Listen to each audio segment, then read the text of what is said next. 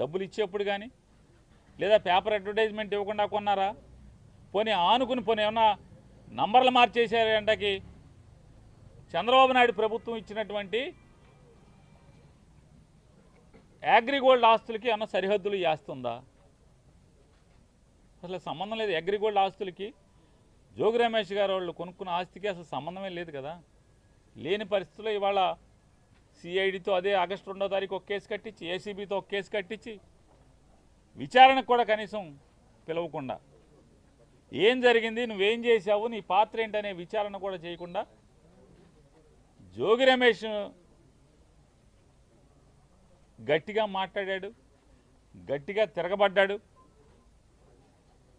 జోగి రమేష్ని రాజకీయంగా ఎదుర్కొనలేక, రాజకీయంగా నన్ను తిట్టాడు కాబట్టి, నన్ను ఎదిరించాడు కాబట్టి, నేను జగన్మోహన్ రెడ్డి గారిని తిడితే నా మీద తిరుగుబాటుగా మళ్ళీ నా మీద మాట్లాడాడు, విమర్శించాడనేటువంటి కక్ష కడుపులో పెట్టుకుని రమేష్ని ఏమీ చేయలేక మానసికంగా వేధించడం కోసం జోగి రమేష్ గారి కొడుకు మీద ఈ రకమైనటువంటి వాళ్ళ బాబాయ్ మీద అక్రమ కేసులు పెట్టి చంద్రబాబు నాయుడు గారికి ఒకటే చెప్తున్నాం, నీ ఇష్టం రాష్ట్రంలో ఉన్నటువంటి 175 నియోజకవర్గాల్లో ఉన్నటువంటి వైఎస్ఆర్ పార్టీకి సంబంధించినటువంటి అందరినీ కూడా లోపలేసుకో, నీ మీద పోరాటం చేసేది ఖాయం.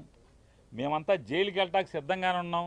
నీ తప్పుడు కేసుల్లో అక్రమ అరెస్టులో ప్రతి ఒక్కళ్ళం కూడా వైఎస్ఆర్ కాంగ్రెస్ పార్టీ జెండా మోసే ప్రతి చిన్న కార్యకర్త దగ్గర నుంచి కూడా జగన్మోహన్ రెడ్డి గారి దాకా అంతా సిద్ధంగా ఉన్నాం. నీ చేతనైంది నువ్వు చేసుకో. అయినా సరే తెలుగుదేశం పార్టీ చేసేటువంటి తప్పుల మీద ప్రజలకి మోసం చేసే దాంట్లో పోరాటం చేయకుండా ఉండడం వదలం, నిన్ను నిలదీయకుండా ఉండడం వదలం అనేది కూడా చంద్రబాబు నాయుడు గారికి ఈ సందర్భంగా అంతిమంగా న్యాయం చేస్తుంది. జగన్మోహన్ రెడ్డి గారిని దగ్గర నుంచి వాళ్ళ జోగి రమేష్ గారి కుటుంబాన్ని నువ్వు ఎవరిని వేధించదలుచుకున్నా మేము న్యాయ పోరాటం చేస్తాం, ధర్మ పోరాటం చేస్తాం. ఖచ్చితంగా నీ మీద తిరుగుబాటు చేసి రాజకీయ పోరాటం కూడా చేసి అన్నింటిని కూడా ఎదుర్కొని ఖచ్చితంగా 2029కి మీ ప్రభుత్వాన్ని పడదయడానికి కావాల్సినటువంటి ప్రతి పోరాటాన్ని చేస్తాం.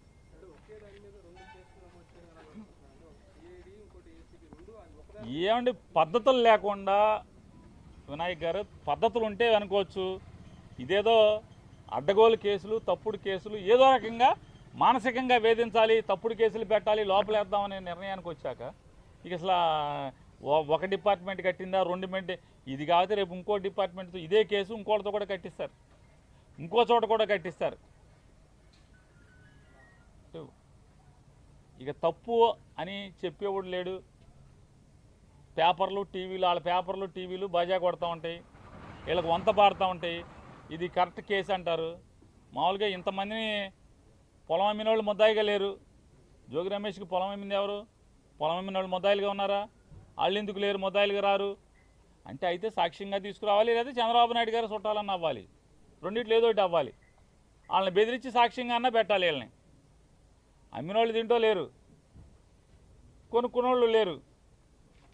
జోగి రమేష్ ఒక్కడే, జోగి రమేష్ గారి కుటుంబం ఒక్కళ్ళే ముద్దాయిలుగా ఉంటారు, ఆఫీసులో వాళ్ళు ఉంటారు. అంతిమంగా అరెస్టులు చేసి అక్రమంగా తప్పుడు కేసులు కట్టి మీ మానసిక ఆనందం పొందుతారేమో కానీ అల్టిమేట్గా కోర్టులు ఉన్నాయి.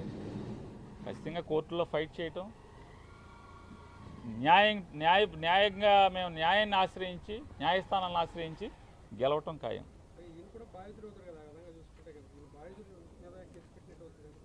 అదే అన్నాడు, ఉచ్చం నీచం వాయు వరుసలు ఏం లేవు. ఇక జోగి వరుస లిస్టు రాసుకున్నారు. రెడ్ బుక్ రాజ్యాంగం, రెడ్ బుక్లో ఎవడెవడున్నాడో ఆయన మానసికంగా వేధించాలి, కేసులు కట్టి లోపేయాలి, సునకానందం పొందాలి. దీనికి వస్తుందా? తీయముంది. బాధితులు అవుతాడు. మీరు చెప్పినట్టు జోగి రమేష్ కుటుంబం బాధిత కుటుంబం అవ్వాలి, కానీ వీళ్ళనే నేరాంగం చేసినట్టుగా ముద్దాయిలు చేశారు. సిఐడిలో కేసు కట్టారు, ఇక్కడ కేసు కట్టారు. 2 కేసులు, ఒకే సంఘటనకు 2 కేసులు కట్టారు. ఏం చేసినా సరే నీ మానసిక ఆనందం తాత్కాలికం, వెనక్కి తగ్గేది లేదు. తెలుగుదేశం పార్టీ మీద, కూటమి ప్రభుత్వం మీద, జనాలను చేసే మోసాల మీద, వాళ్ళ కూటమి ప్రభుత్వం ప్రజల్ని వంచే దాంట్లో కానీ, ప్రజా వ్యతిరేక పరిపాలన చేసే దాంట్లో నిలదీయటం, పోరాటం చేయటం జోగి రమేష్ ఆగడు, జోగి రమేష్ గారు కొడుకు ఆగడు, ఎవరు ఆగరు.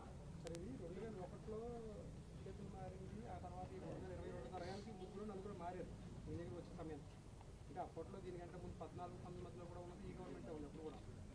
ఈయన నిజంగా లీగల్గా మీరు అన్నట్టుగా అన్ని పేపర్ ప్రకటించుకున్నది తెలియదు. అంటే ఈ ముందున్న ముగ్గురు నలుగురిని ఎందుకు అరెస్ట్ చేయలేదు అసలు? సార్ ఇవే కాదండి, అగ్రిగోల్డ్ ఆస్తులు బోల్డన్నీ ఉన్నాయి. చంద్రబాబు నాయుడు గారు మనుషులే కొనుక్కున్నారు అగ్రిగోల్డ్ ఆస్తులు. చంద్రబాబు నాయుడుతో రోజు పక్కన ఉండేవాళ్ళే కొనుక్కున్నారు. ఎవరిని అరెస్టులు చేయరు.